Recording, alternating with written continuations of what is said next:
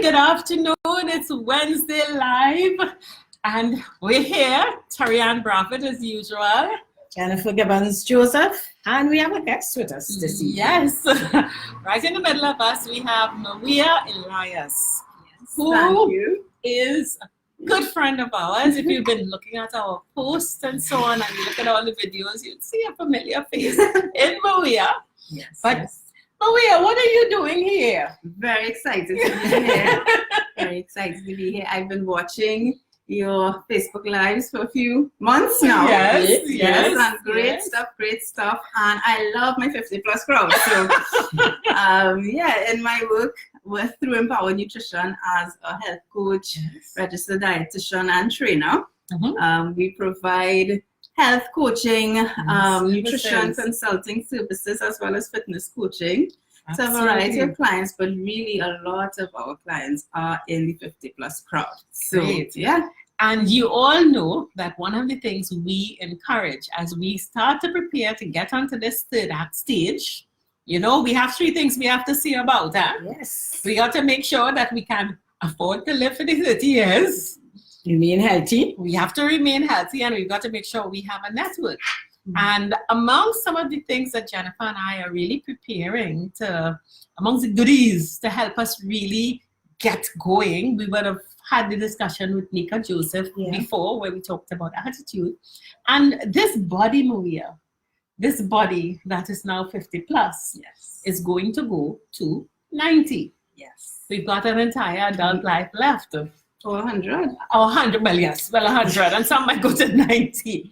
And, we say that you are what you eat. So to have us go, we want to talk this evening about how do we prepare us to keep going. Yes. Keep going to dimensions. I must say, Mweia, definitely, I have been using Mweia's services. And especially when I realize, the aging process, I find it is so important in this aging process to understand your body and the food we put in it and what we do. Yes. So I am so happy, Mweia, to have you here to share with others that information that I have learned, how to at least try and remain healthy. Yes. I hope that I can share some great value that you all can actually implement immediately. Yes. But to start off our discussion, Mweia, we are this new 50+ generation. As people say, there's no such thing as retirement. You're going on to a different phase of life. Yes. But these bodies have been going for 50 years. And as we prepare to embark on that stage, I would assume that there are changes that would happen. So what are some of the key changes that we would notice that we'd have to manage if we are to make it for those other 40 years? Great question. And if we think about it in terms of categories, right? Because when we're talking about eating and lifestyle, there are different aspects of our lifestyle. That's our name, right? So I like to think about it first in terms of you have physiological changes that would happen, right? So what's going on with the body? So just to highlight a few, it's directly related to eating, right? There may be changes in appetite. Yes, I see that a lot, especially as we get older. Past 60, definitely going into 70, and because your timing, your daily activity changes, right, over time. I find a lot of older people come and they're just not feeling to eat, right? So they don't have the same type of appetite that they used to when they only go, right? But while some may say, well, that's great, I'll eat less and lose weight. Actually, I was about to say that for real. Right? It also can create problems in terms of you're not meeting your body's needs. Okay. Right? So it can accelerate the aging process if you're not careful and aware. Right? But if I might put in something there, because you talked about getting older and your appetite changing, and that's a physiological change, and I understand that. But there's also another change of you when you come out of the structured work life, because you get up to prepare to go to work, so breakfast is there, then you have a lunch break, then you have you come home and you have dinner. Exactly. But when you don't have that structure, yes, so there are social and family life changes, dynamics that are very valid. So what I see a lot with especially newly retired, or if even not retired officially, they're out exactly. So maybe you're a business owner and you don't have that structure of get up at 5 a.m., get on the road, get to work for 7 or 8. And because you make breakfast for the children, right? You have breakfast. Exactly. Lunchtime is 12 o'clock. And then dinner, because you have to make dinner for the family. You have dinner. So just your waking hours, right? A lot of insomnia may step in. I know a lot of people, or just the fact that they know I don't have to wake up to go to work tomorrow. Yes. They start acting like teenagers, staying up till 2 o'clock in the morning, watching TV, Netflix, or working, or whatever they may be doing, right? So then that throws off the whole timing of everything. So you may wake up 9 o'clock, 10 o'clock, and you may not feel hungry immediately. You get involved with something. Next thing is 12 o'clock, you haven't had anything for the day. But you're eating less. Not good. But tell me something. Should we then have a set time, every day to say, okay, for breakfast, for lunch, for dinner? That's a good question, right? It's not so much a matter of timing. Right, in terms of there's an ideal time to eat. But remember, just as when we're raising children thrive with a consistent pattern. Okay. So same way, once an adult, twice a child. So we're going back into that pattern. Your body thrives on consistency or patterns, right? And ideally, if they're healthy patterns, that would help them to thrive. So it doesn't matter if your breakfast is at 10, is at 8, is at 6 a.m., right? The point is your body now says, okay, I'm expecting breakfast at 6 a.m.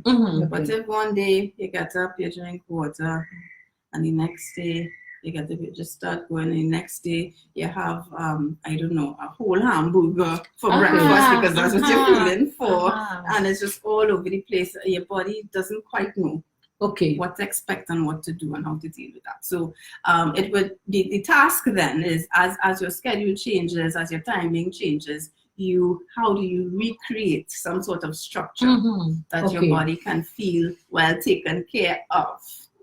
So I suppose the main thing is that where eating is concerned, nourishing your body, we can't get confused. We can't forget that we had a schedule before. In terms of when we eat, and we need to have that schedule in place. Yes, it can be a different schedule, right? You don't have to stick with the same schedule, but if you're changing it, putting some thought and effort into, what do I need to change? If I'm pushing back breakfast, no problem. But the key thing to remember is that your body has needs. And it's your job as its parent, as its owner and caretaker to meet those needs, right? So even if you're eating, let's say your eating window might change, right? You may now say, I don't feel hungry in the morning, so I'm just skipping breakfast. So you just have lunch, and then for dinner is just a cup of tea.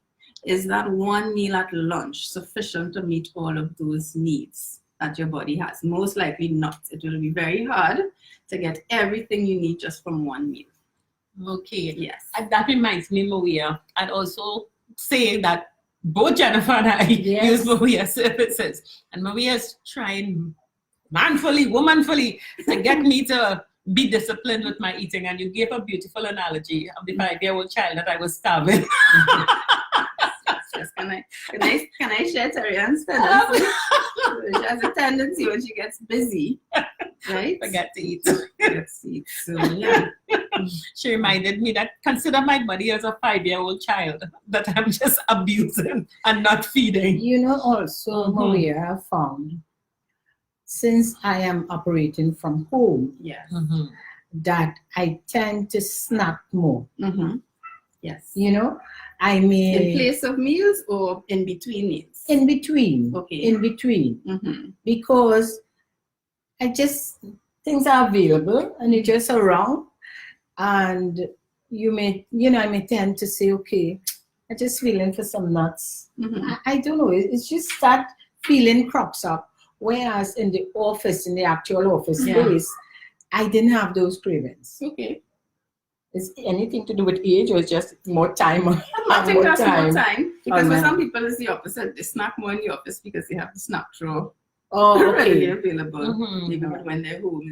So I think that may be a little more individual. But that would be okay, again, with changes in appetite. So I spoke about appetite, but other physiological changes would be actual digestion. Right? So naturally, your digestive enzymes, which would be what's your stomach, is in your mouth, your stomach, that helps to break down the food that you eat so that the body can absorb and use it. Those naturally decrease with age. Really? Right? So sometimes, and again, these may not be things you notice 50 to 60, but it may become more apparent 60 to 70, and then definitely over 70, you should be aware of that. But you should be aware that these are things. The other thing is the thirst mechanism. You don't, as you age, even though you need more water, you may not be able to sense that you're feeling thirsty. So if you're home all day, I know a lot of older people, they forget to drink water and they say, well, I wasn't thirsty, right? But this here is magic. Right? And Mweia, you know, because of you, I have learned, what I have done is just remove juice or anything like that from the home. So I have no choice. I'm forced, and actually when I'm at my home office, I keep my water there all the time. And I'm sure by the time I get up, I must have finished that glass of water and refill it. Good. You know? When I first met Jennifer, and I realized, wait, no whole day passed and no water. Yes. I just don't really like to drink the water, so I'm very proud. No, and it has made a difference. It has made a difference. You know, so we definitely have to be aware of as you say, what you put into our bodies, and be aware of the changes that occur as we age. And one more I'll mention in terms of just changes in the digestive tract. So your digestive tract is a muscle, right? So it moves things along, dirt and digestion, and eventually out, right, through your colon. What we would call digestive motility. So as the muscle might get weaker, right, it's not able to pump less. So you're more prone to constipation, right? You're more, sometimes people get this feeling like the food just not going down. You know, it just so that's when they may start to eat less again, and that may not be a necessarily bad thing for weight management, right? But again, how do you still meet your body's needs with these changes? But Mweia, with the 50+ crowd, there are some groups because there's say 50 to 65, then there's over 65 to about 75, and then they get to the older group. And what we've been finding is, you see that 50 to 60 group, people especially who may be still in the workplace and still engaged. I don't know if they are blind to, don't want to face up to the reality of the changes that are coming, but are there things that the immediate 50 to 60 group should begin to consider in anticipation of those changes? Yes. So that it probably is not as traumatic, and they have a better chance of having a very healthy life going forward. Right. So that's when I like to think of it as we're really talking about longevity, right? Yes. Because we're never too young to start thinking about longevity. And when I think of longevity, I think number of years, but also quality of years. That's because so you don't want to live a long time and not have a quality life. I totally agree.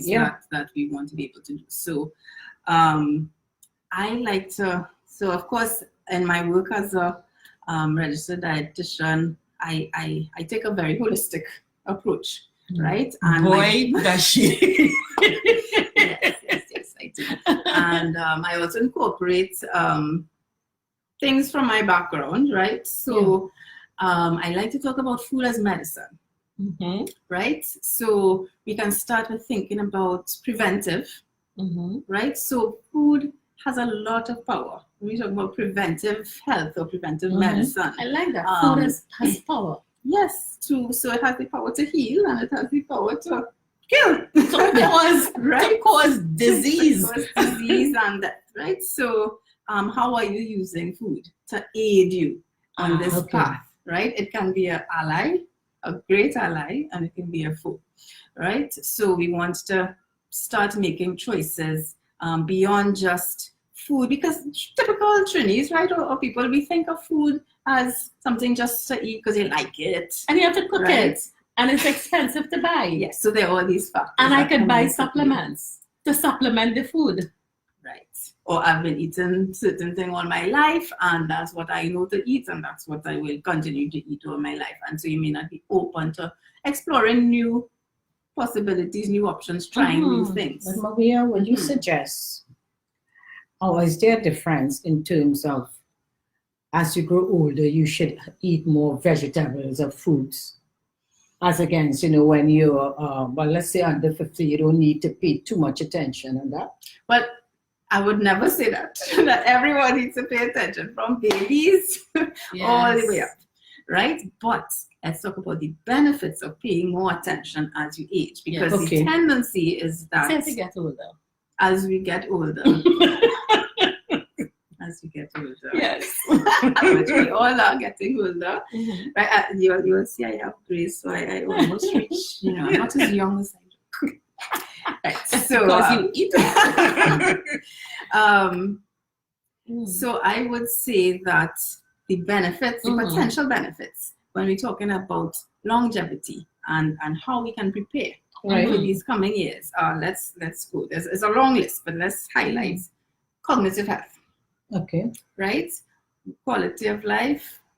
We want this to brain. be brain. Oh, yes. To be definitely. working properly, right? Because of course we have the big issues of Alzheimer's, dementia. It's processed foods and so on. Yes. All of those things do make a difference, right? And there are properties in certain foods that, so for example, the healthy fats, walnuts, right? Walnuts are great for the brain. So you may think, They also taste bad. Right, you may think, well, I don't like walnuts, so whatever, right? But if you were to read a little bit more about what walnuts might do for your brain, may you not try to find a way to incorporate some walnuts? It might taste good. It may not taste good, but you may say, okay, I may not like the taste, but if I throw it on a smoothie or, sprinkle a little bit on a salad. I have followed that in your diet, so I oats or use something like walnuts. that. So again, you're thinking about food in a more mature way. It's not only about the taste, but if something has been proven and shown that it can improve specific things like brain health, immune health, what else? In my past life, I was a researcher, and my area of research was stem cells. Right? So now there is an area called regenerative medicine, but I like to call it regenerative nutrition. Right? So how can you use food to actually stimulate your stem cells? The power of stem cells is that all of us have stem cells within different organs and systems in our bodies. And they are designed to, when things are, when other areas are damaged or other cells are dying, they are activated, they're supposed to be, to come in and regenerate and produce new cells. But you have to be eaten well. There's no research coming out showing that we can increase or help that function to be more effective. By doing what? By it incorporating some of the fruits and vegetables that you were just asking me about, right? So we're going back to your question. Well, this is an answer to that question, as in something as simple as increasing certain fruits and vegetables can really pay off big benefits. Great. Yeah. And one of the things because I look at how as I say, that 50 to 60, we believe that you're infallible. You are the peak of your career. You are the peak of probably all the things that you consider to be successful. And when we look at how we prepare for our careers, we will do extra studying. We will work we'll do extra work. We'll do all kinds of things. And the point you're making is that at that peak, we should also make some investments in focusing on how we eat, how we take care of ourselves, so that we can put some kinds of assurances for longevity. At least healthy longevity. And since we're talking about the 50 to 60 crowd, we have to mention one of the more eminent events that help, especially for women, that alert us to the fact that we are getting older. Yeah. Menopause. Okay.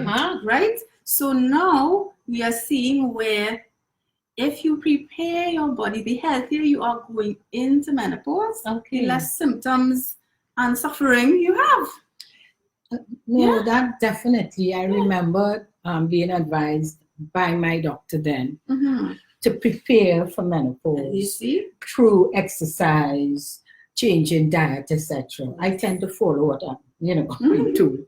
Right. And it definitely made a difference. Yeah, so we kind of go with the general, the norm, but the norm doesn't have to be your destiny. So the norm is, well, if you get hot flashes, insomnia, all sorts of, and we think, okay, well, this is just a normal part of menopause, but it does not have to be that way. Yeah. You said that about the woman. Because men have a problem also. Yeah, we do talk about it because it's not as defined, right? But as they age, their testosterone naturally drops. Okay. Right now, it can drop very slowly and they can remain virile, well into their 80s and without a problem. Or if other health factors are coming into play, if the eating, exercise, maybe different medication that they're taking are in play, it can decline a lot faster and they find themselves, even young men, it's not just over 50s, you have young men in their 30s and 40s experiencing drops in testosterone that manifest as in many different ways. Yeah. And all this connected to how we eat. And Mweia, activity. Oh, yes. I read a lot about you have to keep active, right? What would you suggest? Is there a particular type of exercise we should look at? Yes, I love that question, Jennifer. And so I'm also a personal trainer, little known fact, right? I don't promote that aspect of my work as much. I tend to focus more on the nutrition, right? But in Trinidad, I'm not the most popular personal trainer because Trinidadians love a bacchanal and a jump up and how the workout go. Oh God, our workout almost killed me. Oh gosh, but it was very good. Right? So that is the fitness culture in Trinidad. They link workout with weight loss. Exactly. And that is the and main stress. And the main motivation for most people to work out. Yeah. But as we age, okay, that's fine. In your 20s, 30s, 40s, maybe, right? But as we age, I encourage everyone to think about fitness beyond just that version of fitness, right? So I like to call it functional fitness because really the priority should shift just from weight management to making sure, as one of my oldest clients, he's that trains with us business training. He's 74. And when he came, I loved what he said. He said, he lives on his own. He's a single male. And I want to be able to live on my own independently for as many years as possible. Yes. Okay. Right? So yes, he did lose quite a bit of weight. Yes. Right? But the problem with working out for weight loss is what? When you reach the goal, you lose 20, 30, 40, whatever, and you're feeling better, looking good. You tend to just stop. You stop. You're done. Right? Yes. But we want to make it a lifestyle. So understanding the values beyond just weight loss. So again, we go back to cognitive health, right? Okay. Exercise, fitness, regular, consistent exercise helps your brain to stay active and So fresh. I should not go running around the savannah. Oh gosh, I should not go running around the savannah and adding 30 pounds to the machine and the gym. Well, I'm not going to say no, but let me give my layout, right? So I like to call it functional fitness with a focus on injury prevention. Right? That is critical. What you do not want is that you go running around the savannah, and as young as I am, this happened to me in January, right? I'm not a big runner. Running is not one of my favorite things. But I sometimes try to do it because I use it as a gauge for how fit I am. Okay. So I do a little fitness assessment every birthday, right? So I hadn't run in a while, and I jump up in January to say, okay, I'm going to do fitness assessment for the year. When running around the savannah, I felt okay. Right? And that evening, I was back feeling a little stiff. I typically don't have back problems, right? Next week, sharp pains in the back. So I went to the chiropractor, and you know what he told me? No more running. He said the running triggered that because I have a pinched nerve. But it was fine. It didn't give me any problems. And the running, the pounding, between the vertebrae. Triggered the pinched then, nerve. Mweia, we should make sure that we get a proper assessment. Yes, because prior what happens, to going to on an to exercise a lot routine. Of people, we have what I like to call ex-athlete syndrome, especially people who used to be very active in their younger age, right? So you remember all that you used to be able to do, right? I used to go in the gym, and a lady, literally, this was a conversation last week, a lady came, she used to be a gym addict, right? And whatever health challenges, she had to stop. But now as she's aging, she is being proactive and wants to start back, but she ready to go back, you know, to all that she used to be able to do, right? But then on her assessment, we identified that. And while she still had some strength in the arms and the legs, her core was so weak. Her back, she has zero back muscles, couldn't do anything with her back. Do you know what would happen if she was to pick up herself and just run in the gym and start back doing the things that she used to be able to do? She'll probably end up flat on her back somewhere, unable to do anything. No, I definitely see that being so critical to avoid the injuries, you know, potential injuries, I should say. Exactly. So if you can't get some sort of assessment, it can be by a physiotherapist, it can be by a good personal trainer who will do a proper assessment on you before they start training you, right? But let's say you're not up to all of that, maybe you're not ready to quite go full out, right? I want to highlight 5 areas of fitness. Great, because we have the ones that we need to focus on, right? Few minutes so now. We tend to focus, this is so important. Yeah, we tend to focus just on the weight loss, right? So weight, of course, yes, you want to manage your weight and go into aging with a healthy weight, right? Not too low, not too high. The cardio, right? Of course, that the cardio has cardiovascular benefits. That's why it's called cardio. So the walking, regular walking is awesome, right? My favorite. Unless you have been running for years and you're accustomed to running and you have healthy joints and no back problems, don't start running. And now is not the time to start running, right? Walking can be just as efficient, right? Then we're going into strength training. Very, very, very important as we age. Lift lots of weights. Doesn't have to be in the gym pumping the iron with the strong men. You know, anything that is resistance, your own body weight. Right? Terri-Ann loves TRX, which uses your own body weight and you can perform almost any exercise with it, but it gives you support. So while you may not be able to do a push-up on your own on the floor, you can do many push-ups on a TRX, right? So there are things out there that you can use your own body weight. There are resistance bands, right? That you can use. Doesn't have to be dumbbells. So that's our cardio and strength. And what are the other areas? Flexibility.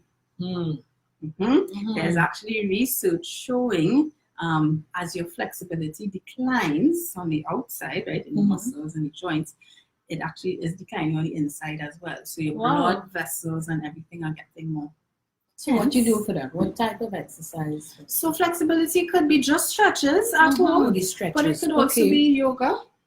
So anything that incorporates stretches. You're on the right track. Yoga, because it has movement. Flexibility is directly related to movement. So your ability to move. That is going to keep you mobile for a lot longer. So we have cardiovascular, we have strength, we have flexibility. Right, and the last area, very important, balance. Balance? Balance, and that's not something you think about. To be able to stand without falling over. Right? Like when you give me too much exercises and I'm wobbling.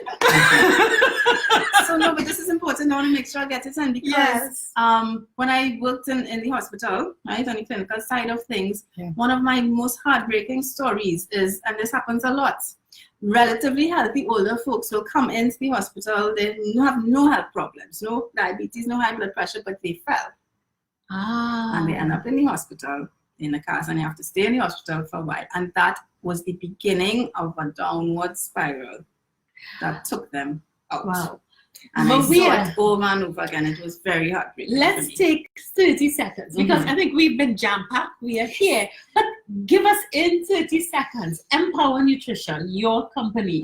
What is it that you do? Because we often like our guests to have a sense of, I know we did something at the start, but what goes on at Empower Nutrition? Right, thank you. So at Empower Nutrition, we have a main office in St. Augustine, and we have what we call a lifestyle studio.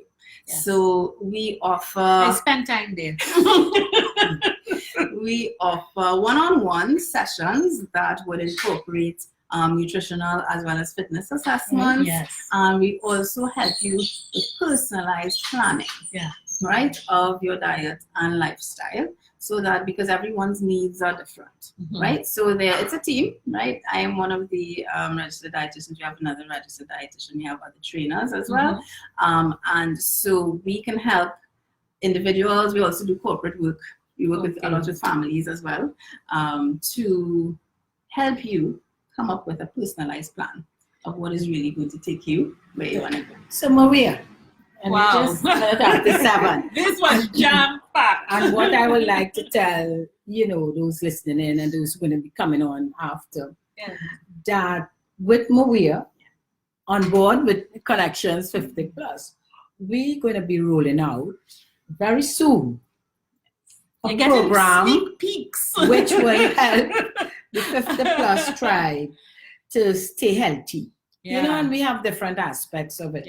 So, Mweia, we really thank you in this space, in this half. And what's your phone number, Mweia, if people want to contact you? Well, you can always visit our website, empowernutritiontt.com, and you can reach us 795-9311. Okay, great. So, Mweia, this is great.